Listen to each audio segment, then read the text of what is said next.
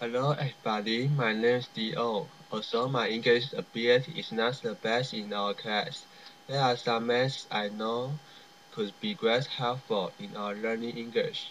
To begin with, the first method is to speak. When you are reading an article, try to open your mouth and speak it loudly, instead of just to watch it by your eyes, okay?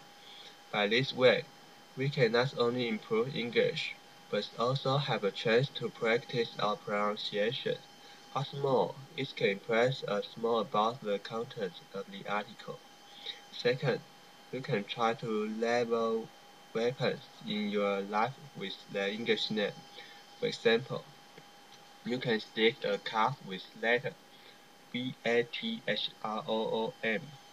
on the door of the bathroom, or you can write letters DESKLAMP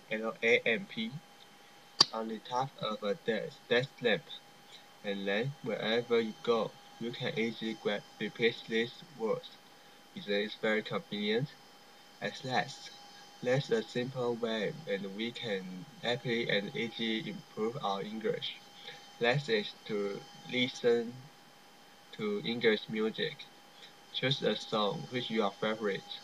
Hear it, test it, and enjoy it.